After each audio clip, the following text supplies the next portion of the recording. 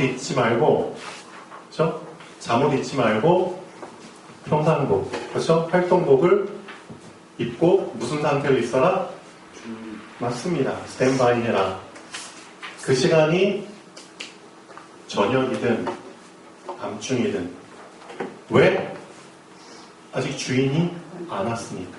예, 아직 주인이 안 왔잖아요. 근데 우리는 주인을 기다리는 종이잖아요. 시간 제한 두지 말고 스탠바이 상태로 있어라. 허리에 띠를 띠고, 그렇죠? 항상 준비된 상태로. 이것을 영적으로 해석을 할 수 있어야 됩니다. 우리 렘넌트들은. 마태복음 16장에 보면은, 여러분들은 마태복음 16장 13절에서 19절까지 말씀을 아주 중요하게 붙잡고 있잖아요. 근데 마태복음 16장 13절 이전에 마태복음 16장 1절부터의 내용을 잠깐 보면은 이런 내용이 나옵니다. 예수님께서 마태복음 15장에 갈릴리 호수가에 있는 산에 올라가셔서 거기서 많은 무리들 앞에서 말씀을 전하셨거든요. 근데 시간이 지나니까 배가 고파. 그래서 이 사람들이 굶으면 안 되니까 그 갈릴리 호수 옆에 있는 산에서 오병이어의 기적을 보여주셨습니다. 그리고 나서 자, 호수를 건너 반대편으로 가는 그 순간에 제자들이 이런 말을 해요. 우리가 뭐 가져오는 걸 잊었다? 예, 우리가 떡 가져오는 걸 잊었어. 아, 예수님께서 그 오병이어의 기적을 통해서 떡을 막 엄청난 광주리 떡 가져오는 걸 잊었어. 한참 건너고 있는데 다시 돌아갈 수도 없죠. 그때 예수님이 이런 말을 하십니다. 떡? 그래. 너희는 바리새인과 서기관들의 누룩을 뭐해라? 조심해라. 예수님 그렇게 말씀하십니다. 바리새인과 서기관들의 누룩을 조심해. 응? 그러니까 이제 제자들이 이것을 영적으로 해석을 못해요. 아, 우리가 떡을 안 가져와가지고 예수님이 이런 말씀하시나 보다. 그러니까 예수님이 책망을 하죠. 응? 내가 그깟 떡 안 가져와가지고 이런 말 하는 줄 알아? 어? 지금 이 배 안에서도 나는 무에서 유를 만들 수 있는 사람이야. 그렇죠? 그깟 떡 안 가져왔다고 너희들한테 이런 얘기를 하는 게 아니야. 너희가 왜 이렇게 미련하냐? 응? 왜 이렇게 깨닫지를 못하냐? 바리새인과 서기관들의 누룩을 조심하라고 했잖아. 마태복음 15장에 보면은 이 바리새인과 서기관들이 예수님 앞에서 뭐라고 얘기했는 줄 아세요?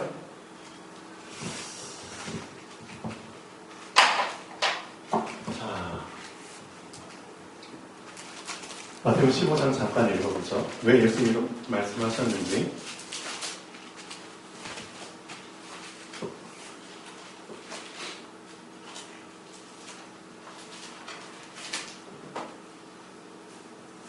자, 15장 1절부터 보면 바리새인과 서기관들이 자, 예수께 나와서 뭐라고 얘기를 하죠? 당신의 제자들이 어찌해서 장로들의 전통을 범하나이까? 떡 먹을 때 손을 씻지 아니하나이다. 그래요. 그러니까 예수님이 이렇게 답변을 하시죠. 너희는 그럼 어찌하여 너희의 전통으로 뭘 범하느냐? 하나님의 계명, 말씀을 범하느냐? 어떤 식으로 얘네들이 하나님의 말씀을 범하죠? 응? 예수님이 왜 바리새인과 서기관들의 누룩이라고 얘기했을까요? 바리새인과 서기관들의 교훈이거든요. 얘네들은 어떤 식으로 사람들한테 교훈을 주고 있죠? 하나님의 말씀을 그렇죠? 변질시켜서 자기들의 유전을 따르도록. 그러니까 예를 들면 이거죠. 성경에는 분명히 하나님께서 내 부모를 공경하라 그렇게 얘기했잖아요. 그렇죠? 그리고 또 보시죠. 아버지나 어머니를 비방하는 자는 반드시 뭘 당하리라? 죽임을 당하리라. 말씀엔 그렇게 기록이 되어 있는데 너희는 어떤 식으로 이 말씀을 변질시켰느냐?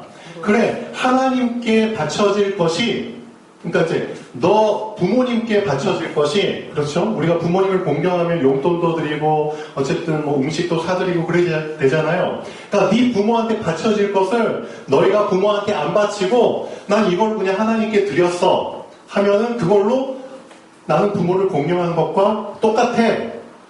그런 식으로 변질을 시켜버리는 거죠. 왜 그런 일이 일어났을까요? 응? 부모를 공경하기 싫으니까. 맞죠? 공경할 돈으로, 그렇죠. 자기들 입속 챙기고 또 그 중에 조금 띄어가지고 하나님께 드리고. 그 심볼 모르는 게 아니거든요.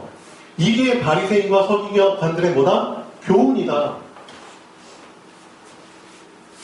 이런 것들이 누룩처럼 아주 서서히 너희들 마음과 생각 속에 들어가면 이게 더 위험한 거야.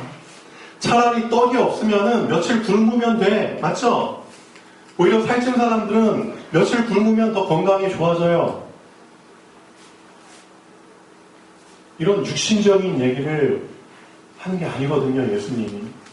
근데 우리 랩런트들이 제가 보니까 꼭 뭔가 나에게 문제나 어려운 일이 닥치면은 영적인 눈이 안 열려서 자꾸 육신적으로 해석을 해. 결국은 이 제자들처럼 미련하게 해석을 해. 미련하게. 그럼 결국 영적으로 예수님께서 조심하라고 한 이 교훈과 경고의 내용을 그때 붙잡지 못하니까 결국은 어떻게 되는 거죠? 바리새인과 서기관들의 교훈을 따라가게 되면 정말 그렇죠. 어려운 일들이 그냥 계속 생기는 겁니다. 그래서 예수님이 말씀하셨잖아요. 이 사람들은 누구다? 소경이야. 하나님의 말씀을 놓쳐버리고, 그렇죠? 자기들의 유전을 가지고 오히려 말씀이 있어야 될 자리에 자기들의 교훈과 유전을 딱 올려놓고 그걸 따라가게 만드니까 예수님 분명히 말씀하셨거든요. 영적인 건 놓쳐버리고, 그렇죠? 육적인 것을 붙잡고 살아가는 사람은 소경이야. 이 사람들은 소경이니 소경이 소경을 인도하면 결국에는 어떻게 된다? 둘 다 구덩이에 빠져. 맞습니다. 둘 다 구덩이에 빠지는 그 시간이 분명히 와. 이거 예수님 말씀입니다. 말씀이신 예수님께서 말씀으로 이 말씀을 증거하셨거든요. 실제 바리새인과 서기관들 다 구덩이에 빠졌습니다. 그렇죠? 말씀 놓치고 바리새인과 서기관들 따라간 이스라엘 무리들 다 구덩이에 빠졌습니다. 맞죠? 우리 랩런트들 알고 계셔야 됩니다. 예수님 뭐라고 말씀하셨는지 아세요? 이 사람들한테, 바리새인과 서기관들. 너희들이 입으로는, 너희들의 입술로는 하나님을 뭐하지만? 경배하지만, 공경하지만 너희들의 마음은 하나님에게서 가깝다 멀다? 멀다. 그거예요. 이 붙잡으셔야 됩니다. 여러분이 또 우리 이주아 랩런트가 그래 날마다 말씀 적고 쓰고 하지만 좋아요. 입술로는 하나님을 공경하지만 마음은 하나님에게서 멀도다. 이게 무슨 뜻인 줄 아세요? 입술로는 하나님의 말씀을 암송하지만 그러면 뭐하냐 이거죠. 실제 네 마음에 말씀이 없으면 응? 마음속에 말씀이 있어야 되잖아요. 마음속에 말씀이 없으면 중요한 순간에 말씀을 변질시킵니다. 그리고 내 상황을 합리화시키죠. 이 바리새인과 서기관들이 참 무서운 짓을 하는 거예요. 하나님의 말씀 앞에서 자기들의 교훈과 유전을 그렇죠 합리화시켜버린 겁니다. 분명히 하나님 말씀에는 네 부모를 공경하라 그렇게 나오잖아요. 누구든지 네 아비나 어미를 모욕하거나 멸시하면 죽임을 당하리라 했는데 변질시켜버렸잖아요. 응? 부모에게 드려질 것이 하나님께 드려지면은 우린 부모를 공경하는 거나 다름이 없어. 그런 식으로 말씀을 변질시켜버렸잖아요. 무서운 겁니다. 말씀을 놓치게 되면 어떻게 되죠?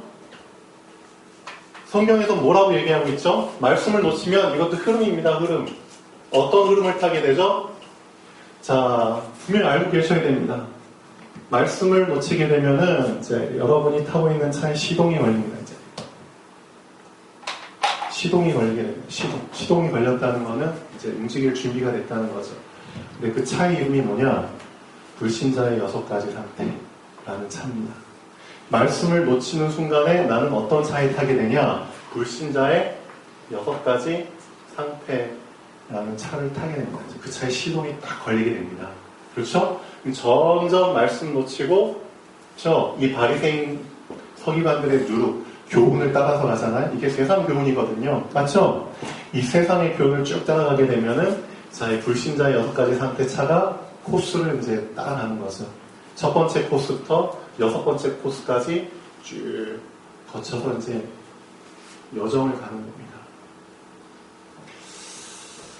분명히 이렇게 됩니다. 이 여정을 가는 동안에 나는 자, 분명히 뭘 경험하느냐? 전쟁을 경험합니다. 전쟁. 말씀 놓치면은 전쟁 피할 수가 없어요. 이 전쟁이 지금 우리말로 하면 뭐죠? 부딪히는 겁니다. 부딪히는 상황. 전쟁이 왜 일어나죠? 이념이, 사상이, 그렇죠? 뜻이 맞지 않는 사람들이 서로 부딪히는 거잖아요. 그렇죠? 그렇게 해가지고 이겨내는 거잖아요. 전쟁 같은 상황이 나한테 일어나는 겁니다. 내가 뭐하면 말씀 놓치면 부딪히는 상황이 와요. 분명히. 한번 잘 점검해 보십시오. 내 주변에 진짜 부딪히는 상황이 오는지 안 오는지. 오늘 말씀 보면은 그렇죠? 허리에 띠를 띠고 뭐하라고 했죠? 두 번째 등불을 켜고 그렇죠. 등불을 켜고 여기서 말하는 등불이 말씀입니다. 그렇죠? 말씀을 붙잡고 그게 등불의 의미거든요. 등불을 켜면은 빛이 비추죠. 빛이 있는데 어떻게 해요? 어두움이 싸움을 걸 수가 없거든요. 여러분 영화 보시면은 여러분 밤길 갈 때 그렇죠? 일이나 늑대들이 막 이렇게 막 공격하려고 따라오죠. 근데 잘 보시면 횃불 들고 딱 가잖아요. 그러면은 걔네들이 일정 거리를 두고 따라올 뿐이지 싸움을 못 겁니다. 맞죠? 싸움을 걸 수가 없어요. 근데 간혹 가다가 이제 정말 정신 나간 일이나 늑대가 이제 불이 있는데도 막 공격하잖아요. 그러면 이제 불로 그냥 지져버리면 됩니다. 그렇죠? 공격을 못해요. 빛이 비치는데. 이거 알고 계셔야 됩니다. 내가 말씀 붙잡고 있고 빛을 그렇죠. 등불을 켜고 있으면은 전쟁 상황이 일어날 수가 없어요. 전쟁이라는 것 자체가 나에게 일어날 수가 없어요. 부딪히는 상황이 올 수가 없어요. 왜? 하나님께서 빛의 길을 가는 사람에게 그렇죠? 그 길을 갈 수 있도록 그 길을 인도하시잖아요. 그렇죠? 그 길은 아무도 못 막는 길이에요. 어두움의 사람들이 가는 길이 따로 있고 빛의 사람이 가는 길이 따로 있기 때문에 두 길이 어긋날 수가 없거든요. 교차할 수가 없어요. 부딪힐 수가 없는 길이에요. 그러니까 말씀을 붙잡고 등불을 켜고 계속 가는 사람은 그 사람이 가는 인생 속에 전쟁이라는 게 일어날 수가 없는 거예요. 잘 붙잡으셔야 됩니다. 그러니까 류목사님께서 말씀하신 것처럼 하나님 말씀 붙잡고 그 길을 계속 인도받는 사람, 아까 집사람이 기도한 것처럼 말씀의 흐름 속에 계속 들어간 사람은 그렇죠? 싸우지 않고 그냥 이기는 거예요. 싸울 필요가 없어요. 진짜 중요한 겁니다. 그래서 우리 랩런트들이 지금 이 시간표에 정말 해야 될 거는 그렇죠? 세상의 그 누룩과 교훈 따라가지 말고 그렇죠? 말씀을 정확하게 알고 말씀 정확하게 붙잡고 말씀 정확히 따라가는 그 훈련을 계속 하셔야 됩니다. 그 사람은 앞으로 인생 우리 주와 요즘 이제 철들어서 사춘기라는 게 어떤 의미인 줄 아세요? 사춘기는 뭐 이성적으로 막 이렇게 그런 시기가 아닙니다. 사춘기의 실제적인 정의는 자립을 준비하는 시기예요. 이주아 잘 들으세요. 사춘기는 자립, 독립, 부모로부터의, 그렇죠? 그 독립을 준비하는 시기예요. 사춘기는. 그렇기 때문에 이때 분명히 이제 깊은 생각을 하죠. 이제 철이 들게 되는 거죠. 아, 내가 혼자서 자립을 해야 되는데 어떻게 해야 되지? 그렇죠? 그런 시기가 분명히 필요합니다. 근데 주아가 이제 이런 시기 속에서 좀 고민도 하고 기도도 하는 것 같더라고요, 보니까. 그래서 요즘은 밤마다 자주 이제 혼자서 이제 음료수 한 잔 딱 마시면서 바닷가로 가서 혼자만의 시간을 갖고 오는 것 같아요. 가서 무슨 생각을 하는지 저는 잘 모릅니다. 그렇지만 하나님은 보고 계시죠. 알고 계셔야 됩니다. 진짜 이주아가 이 시간에 딴 거 붙잡지 않고 바닷가에 가서 엉뚱한 생각하지 않고 진짜 말씀 묵상하면서, 그렇죠? 하나님께서 이미 준비해 주신 나의 것, 그렇죠? 하나님께서 이미 나를 위해서 예비하신 나의 그 미래, 그것을 위해서 계속 말씀 붙잡고 묵상하잖아요. 그러면은 이주아는 한 가지 확실한 거, 앞으로 이주아가 성장해서 인생 살아갈 때 전쟁할 일이 없다는 겁니다. 부딪히는 일이 없다는 겁니다. 부딪힐 필요가 없죠. 이 부딪히는 사람들은 왜 부딪히는 줄 아세요? 왜 전쟁하는 줄 아세요? 등불을 좀 꺼버렸기 때문입니다. 등불이 꺼지면은, 그렇죠? 호시탐탐 날 노리는 이리와 늑대들이 점점 가까이 오죠. 등불이 약해지는 만큼 나와의 거리가 좁혀집니다. 그리고 어느 한순간 바로 내 앞에 보이게 되죠. 꺼져버리죠. 그럼 이제 싸우는 겁니다. 그럼 백전백패죠. 왜냐? 얘네들은 어둠에 특화되는 것들이잖아요. 그렇죠? 어둠 속에서 더 전문성 있게 특화된 눈을 갖고 냄새를 맡고, 그렇죠? 그게 발달된 애들인데 어떻게 우리가 얘네들과 싸움에서 이겨요? 그럼 전쟁 부딪혀요. 말씀 놓치면 계속 부딪히는 상황 속에서 난 어떻게 되죠? 상처받아요. 온몸의 상처가 그냥 막 납니다. 그렇죠? 몸의 상처가 아니라 마음의 상처, 그렇죠? 생각의 상처. 그 상처들 속에서 어떻게 되죠? 결국은 지니까 포로되는 거예요. 포로된 상태를 어떻게 표현할 수 있을까요? 우리의 삶 속에서, 현실 속에서. 포로돼버렸다. 뺏기는 겁니다. 그렇죠? 노예로 팔려가는 겁니다. 그렇죠? 이젠 내 것이 없어요. 그들을 위해서 내가 살아야 돼요. 그들을 위해서. 누구? 어둠에 잡힌 자들을 위해서. 빛을 놓쳐버리잖아요.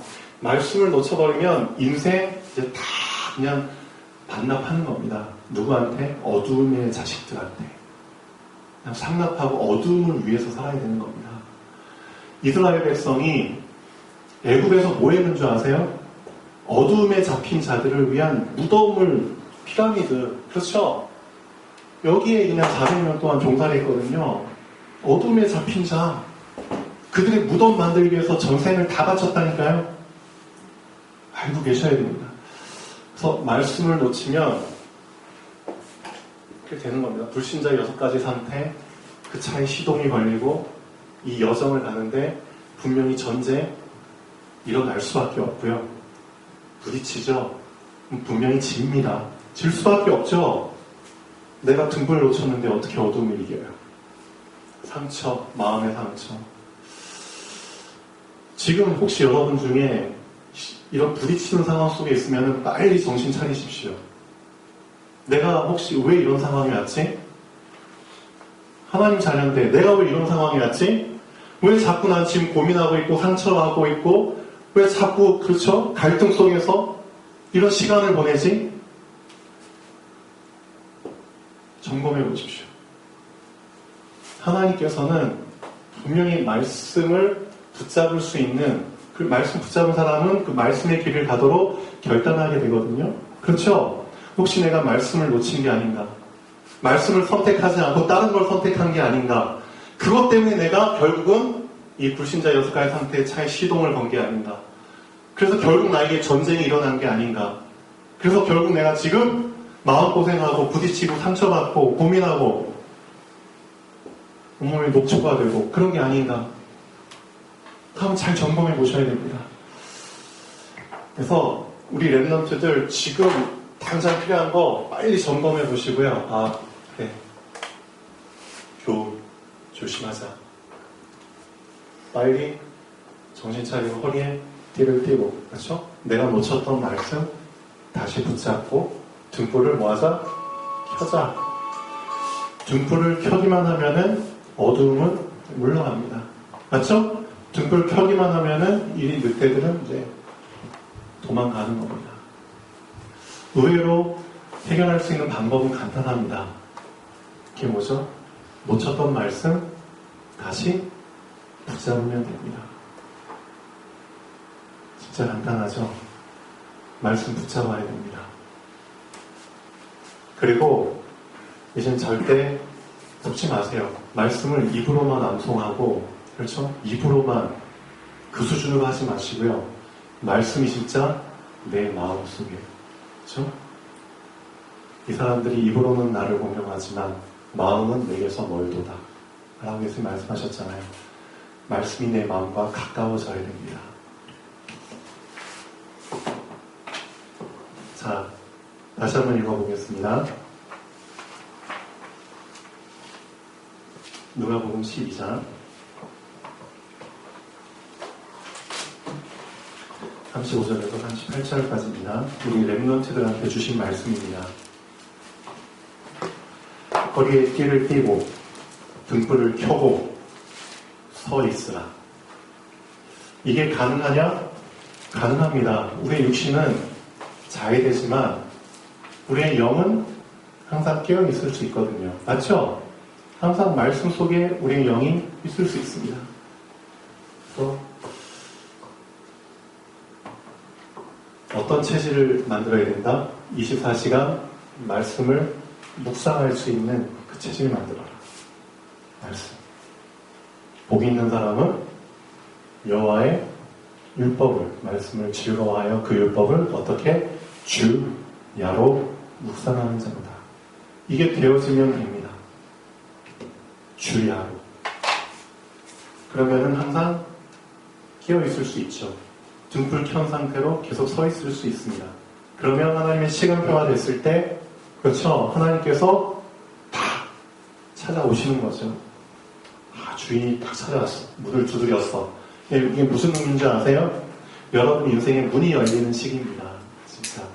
여러분 인생이 정말 열매가 확 풍성하게 열리는 시기입니다. 여러분 정말 서밋의 자리에 올라가는 그 시기입니다. 주인이 다 와서 문을 열어주잖아요. 여러분 주인을 다 모셔야 되잖아요. 그럼 주인이 얼마나 기쁠까요? 아, 얘가 한밤중에도 자지 않고 항상 스탠바이한 모습으로 다 좋잖아요. 주인이 어떻게 한다고 그랬죠? 이거 진짜 이 말씀 읽으면 진짜 놀랍니다. 주인이 37절처럼 주인이 한대. 이게 말이 됩니까? 주인이 종처럼, 그렇죠? 종을 주인으로 떠받치는 그런 상황이 온다니까요. 이게 말이 돼요? 주인이 와서 깨어있는 것을 보면 그 종들은 복이 있으리로다. 어느 정도까지? 내가 진실로 너에게로 노니 주인이 띠를 띠고, 종이 띠를 띠어야 되는데 주인이 띠를 띈대요. 놀랍죠? 그 종들을 자리에 앉히고 주인이 앉을 자리에 종들을 앉힌대요. 그리고 뭐 한다고요? 나와 수종들이라.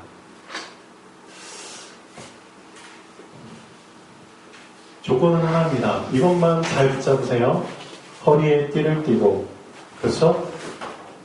여러분들의 영혼은 항상 말씀 붙잡고 깨어있는 상태가 되라. 그리고 등불을 절대 끄지 않도록. 이것만 잘하면 됩니다. 어떤 상황 속에서도 말씀만 붙잡고 있으면 됩니다. 그럼 분명히 이 시간표가 옵니다. 그때 여러분의 인생이 열리는 겁니다. 우리 렘넌트들 정말 붙잡으셔야 됩니다. 일부러 이런 전쟁 상황 속에 들어가지 마세요. 이거 진짜 미련한 겁니다. 전쟁 상황 속에 들어가서 서로 치고받고 핥히고 상처받고 왜 굳이 사서 이런 고생을 하려고 합니까? 그러지 마세요. 이미 하나님께서 성경을 통해서 알려주셨잖아요. 이스라엘 백성의 역사를 통해서 알려주셨잖아요. 말씀 놓쳤을 때 전쟁, 포로, 속국 다시 회개해서 하나님 회복시켜주고 하나님 잘 믿다가 또 말씀 놓치고 그 다람쥐 쳇바퀴와 같은 그 운명 속에서 예틀 속에서 완전히 빠져나오셔야죠. 맞죠? 이런 상황 만들지 마세요. 자, 기도하겠습니다.